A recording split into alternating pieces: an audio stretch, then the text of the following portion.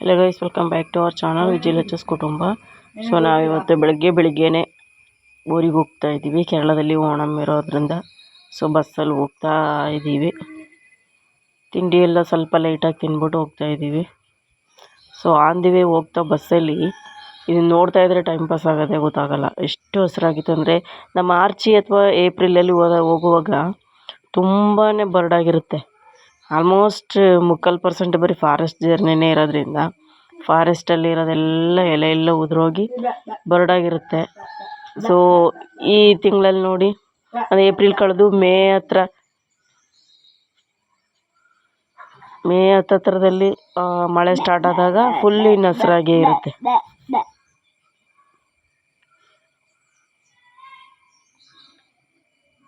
ಇದು ಅಲ್ಲಿ ಕಾಣ್ತಾ ಇರೋ ನೀರು, ಇದು ಅದಪ್ಪ ಬೀಚ್ನಲ್ಲಿ ಬ್ಯಾಕ್ ವಾಟ್ರ್, ಕಬಿನಿ ಡ್ಯಾಮ್ದು ಬ್ಯಾಕ್ ವಾಟ್ರ್ ಅಂತ ಹೇಳ್ತಾರೆ. ದೂರಕ್ಕೆ ಚೆನ್ನಾಗಿ ಕಾಣಿಸುತ್ತೆ, ನಿಯರ್ ಬೈ ಹೋದಾಗ ಚೆನ್ನಾಗಿ ಕಾಣಿಸುತ್ತೇನೋ. ಆದರೂ ನಮ್ಮ HD ಕೋಟೆ ರೂಟೇನೇ ಚೆಂದ, ಯಾಕೆಂದರೆ ತುಂಬ ಹಸಿರಾಗಿರುತ್ತೆ. ಅಷ್ಟೇನು ಡೆವಲಪ್ಮೆಂಟು ಇಲ್ಲದೇ ಇದ್ದರೂ ಕೂಡ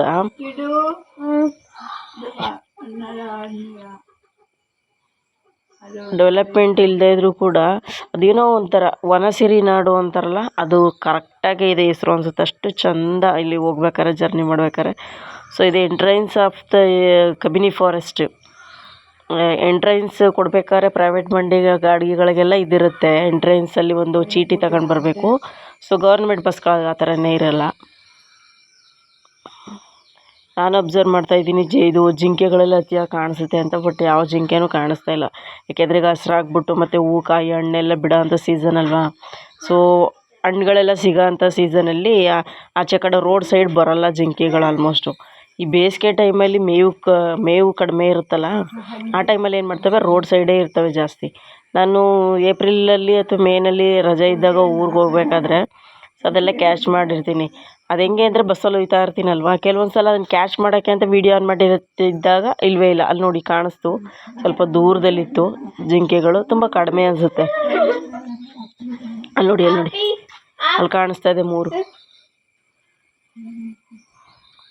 ಅಲ್ಲಿ ನೋಡಿ ಝೂಮ್ ಮಾಡಿದೆ, ಬಟ್ ಒಳಗಡೆ ಐತೆ.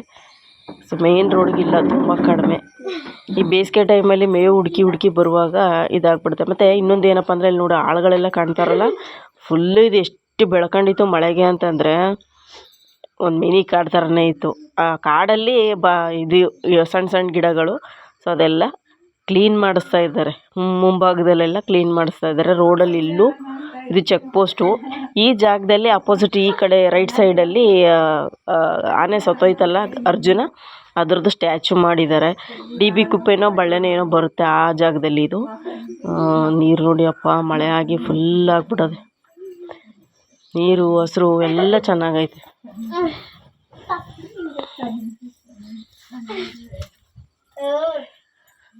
ನಾವು ಊರಲ್ಲಿ ಇದ್ಕೊಂಡು ಕರೆಂಟ್ ಇದ್ದು 24 hours ಪ್ರತಿಯೊಂದು ಇದ್ದು ಇಲ್ಲದೆ ಇರೋದೆಲ್ಲ ಮಾತಾಡ್ತೀವಿ. ಈ ಕಾಡಲ್ಲಿ ಇರೋರು ಅದು ಹೆಂಗಿರ್ತಾರೋ ಗೊತ್ತಿಲ್ಲಪ್ಪ.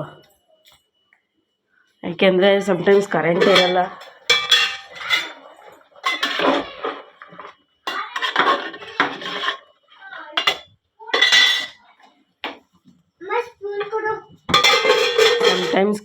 ಇರಲ್ಲ, ಮತ್ತು ಆನೆಗಳ ಕಾಟ ಬೇರೆ. ಇಲ್ಲಿ ಪ್ರಾಣಿಗಳ ಕಾಟ ಅಂತೂ ಇದ್ದೇ ಇರುತ್ತೆ. ಅಲ್ಲಿ ಸಣ್ಣ ವೈರ್ಗಳೆಲ್ಲ ಬಿಟ್ಟಿದ್ರು, ಅದು ಜಾಸ್ತಿ ಇದು ಮಾಡಲ್ಲ ಅನಿಸುತ್ತೆ. ನೋಡಿ, ಇದು ಕಾಡು ಮಧ್ಯದಲ್ಲಿ ಇರೋವಂಥದ್ದು ಮನೆಗಳು. ಆಲ್ಮೋಸ್ಟ್ ಎಲ್ಲ ಪ್ರಾಣಿಗಳದ್ದು ಅಟ್ಯಾಕ್ ಇದ್ದೇ ಇರುತ್ತೆ. ಬಟ್ ಇವ್ರು ಹೆಂಗೆ ಮಾಡ್ತಾರೋ ಗೊತ್ತಿಲ್ಲ. ಸೈಡಲ್ಲಿ ಒಂಥರ ವೈರೆಲ್ಲ ಬಿಟ್ಟಿದ್ರು, ಅದು ಸಿಂಪಲಾಗಿ ಶಾಕ್ ಹೊಡಿತಲ್ಲ, ಅದು ಅನಿಸುತ್ತೆ. ಗೊತ್ತಾಗಲಿ. ನೋಡಿ, ಉದ್ದಕ್ಕೂ ಇದೊಂದೇ ಬಸ್ ಹೋಗೋದು. ಈ ಮಾನಂತವಾಡಿಗೆ ಹೋಗೋ ಬಸ್ಸೇ ಇವ್ರಿಗೆಲ್ಲ ಸ್ಟಾಪ್ ಕೊಡೋದು.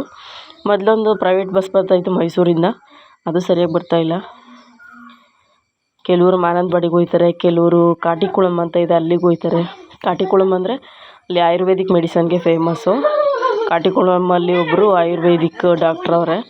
ಸೊ ನಮ್ಮ ಕರ್ನಾಟಕದೇನಾದರೆ HD ಕೋಟೆ ಸೈಡೆಲ್ಲ ತುಂಬ ಜನ ಅಲ್ಲಿಗೆ ಹೋಗ್ತಾ ಇರ್ತಾರೆ ಮೆಡಿಸನ್ ತಗೊಳ್ಳೋಕ್ಕೆ ಅಂತ.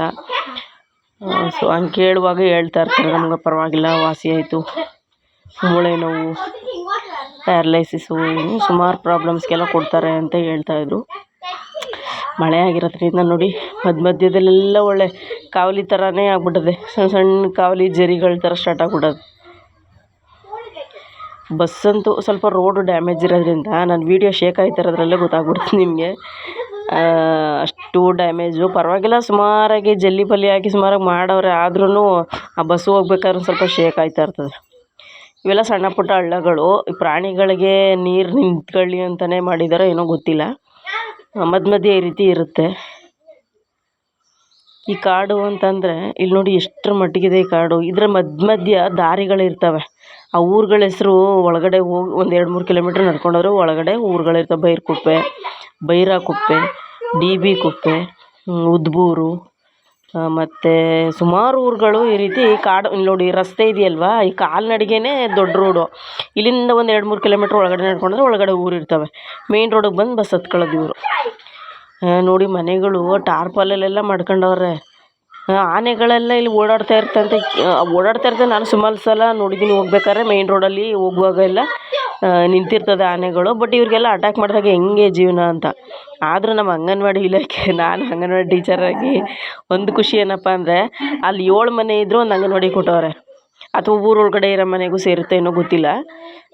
ಅಂಗನವಾಡಿ ಬಿಲ್ಡಿಂಗ್ ಮಾತ್ರ ಚೆನ್ನಾಗಿ ಕಟ್ಟಿ ಮೇಲ್ಗಡೆ ಟ್ಯಾಂಕ್ ಎಲ್ಲ ಇಟ್ಟು ಅಂಗನವಾಡಿ ಫೆಸಿಲಿಟಿ ಮಾತ್ರ ಗಲ್ಲಿ ಮೂಲೆಗೂ ಸಿಗ್ತದೆ ಅನ್ನೋದೇ ಖುಷಿ.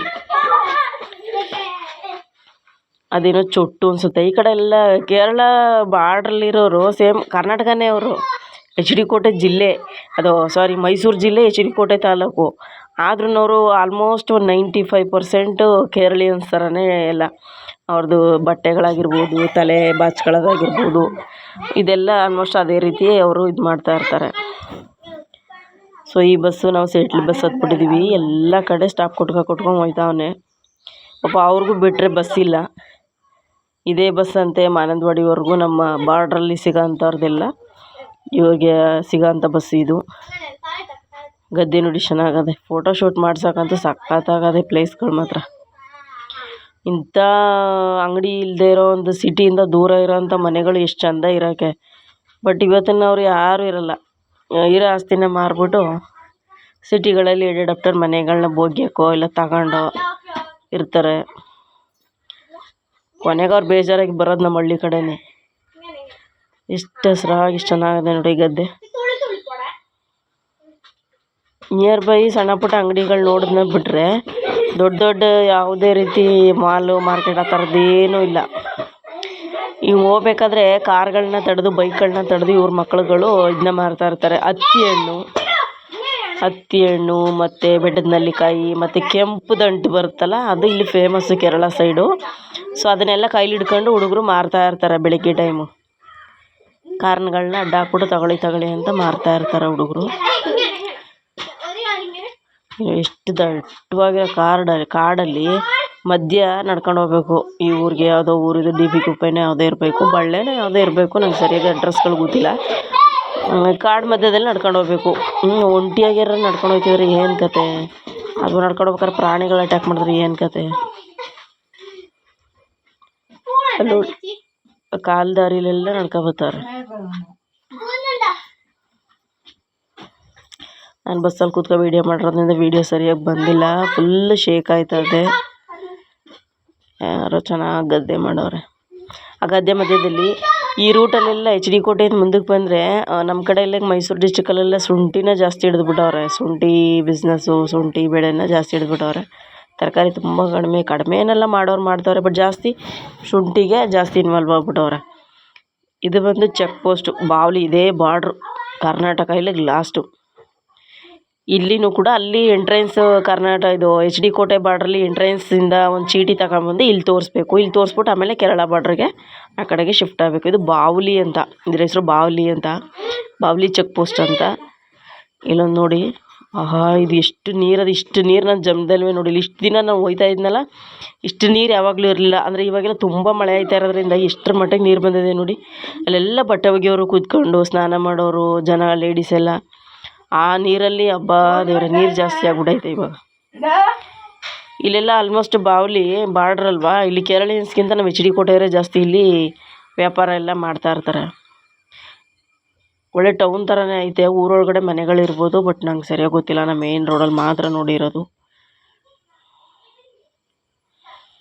ಎಂಟರ್ ಆಗ್ತಾ ಇದ್ದೀವಿ ನೋಡಿ ಈಗ ಕೇರಳ ಬಾರ್ಡ್ರಿಗೆ. ಇನ್ನು ಆಲ್ಮೋಸ್ಟ್ ಈ ಕಡೆ ಸಿಗೋದೆಲ್ಲ ಕೇರಳ ಸ್ಟೈಲ್ ಮನೆಗಳು. ಅದೆಂಥ ಅರಮನೆ ಕಟ್ಟಿದ್ರು ಕೂಡ ಮೇಲ್ಗಡೆ ಸ್ವಲ್ಪನಾದ್ರು ಹೆಂಚನ್ನ ಹಾಕಿರ್ತಾರೆ. ಸೊ ಅದು ನೋಡಿದ ತಕ್ಷಣ ಐಡೆಂಟಿಫೈ ಮಾಡ್ಬೋದು. ಮತ್ತು ನಮ್ಮ ಈ ಕೊಡಗು ಆ ಕಡೆ ನಿಮಗೆ ಇರುತ್ತೆ ನೋಡಿ ಮನೆಗಳು. ಕೊಡಗು ಮಂಗಳೂರು ಕಡೆನೂ ಸ್ವಲ್ಪ ಮನೆಗಳು ಇದೇ ರೀತಿ ಇರುತ್ತೆ. ಸೊ ಈ ಕಡೆಯಿಂದ ನೋಡ್ಬೋದು. ಆ ಕಡೆ ಕಾಸರಗೋಡು, ಮಂಗಳೂರಿಂದ ಹೋಗಿ ಕಾಸರಗೋಡು ಕಡೆಯಿಂದನೂ ಕೇರಳ ಟಚ್ ಆಗುತ್ತೆ. ನಾನು ಸುಮಾರು ಸಲ ವಿರಾಜಪೇಟೆ ರೂಟಲ್ಲೂ ಹೋಗಿದ್ದೀನಿ, ಬಟ್ ಜಾಸ್ತಿ ನಾನು ಈ ರೂಟಲ್ಲೇ ಹೋಗೋದು. ಯಾಕೆಂದರೆ ನನಗೆ ಅಲ್ಲಿ ಮಧ್ಯೆ ಮಾನಂದವಾಡಿಲಿ ಇಳಿದ್ಬಿಟ್ಟು ಒಂದು ಏನಾದರೂ ತಿಂದ್ಕೊಂಡು ನನ್ನ ಮಗನಿಗೆ ಏನಾದರೂ ತಿನ್ನಿಸ್ಕೊಂಡು ಮತ್ತು ನೆಕ್ಸ್ಟ್ ಬಸ್ ಹತ್ತಿ ಇನ್ನೊಂದು ಬಸ್ ಹತ್ತಿ ನಮ್ಮ ಮನೆ ಹತ್ರ ಹೋಗೋಕ್ಕೆ ಸರಿ ಹೋಗುತ್ತೆ. ಸ್ವಲ್ಪ ಗ್ಯಾಪ್ ಇರುತ್ತೆ, ಕಂಟಿನ್ಯೂಸ್ ಜರ್ನಿ ಮಾಡೋಕ್ಕಾಗಲ್ಲ. 4 hours 5 hours ಅಂದ್ಬಿಟ್ಟು ನಾನು ಸ್ವಲ್ಪ ಗ್ಯಾಪ್ ಇರುತ್ತೆ ಅಂತ ಅಂದ್ಬಿಟ್ಟು ಮಾನಂದವಾಡಿ ತನಕ ಹೋಗೋದು. ಮಾನಂದವಾಡಿಯಿಂದ ಮತ್ತೆ ಇನ್ನೊಂದು ಬಸ್ ಹತ್ತಿ ನಮ್ಮ ಮನೆ ಹತ್ರ ಹೋಗೋದು. ಕೇರಳದಲ್ಲಿ ಕಣ್ಣೂರು ಡಿಸ್ಟಿಕಲ್ಲಿ. ಸೊ ಎಂಟ್ರೆನ್ಸ್ ಆಯಿತು.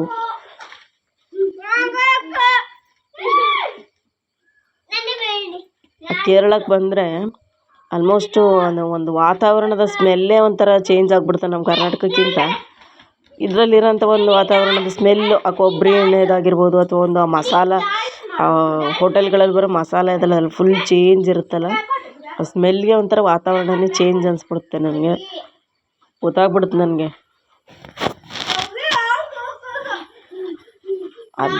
ಆಯಾ ಊರ್ದು ಅದದೇ ಒಂದು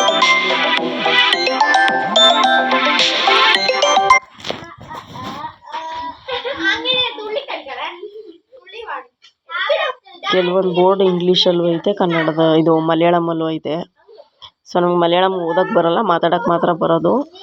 ಸೊ ಇದು ನೋಡ್ಕೊಂಡ್ರೆ ಸಾಕು, ಓಣಂ ಇರೋದ್ರಿಂದ ಏನು ಫ್ಲವರ್ ಡೆಕೋರೇಷನ್ ಎಲ್ಲ ಮಾಡಿಬಿಟ್ಟವ್ರೆ ಅಂಗಡಿಗಳಿಗೆ.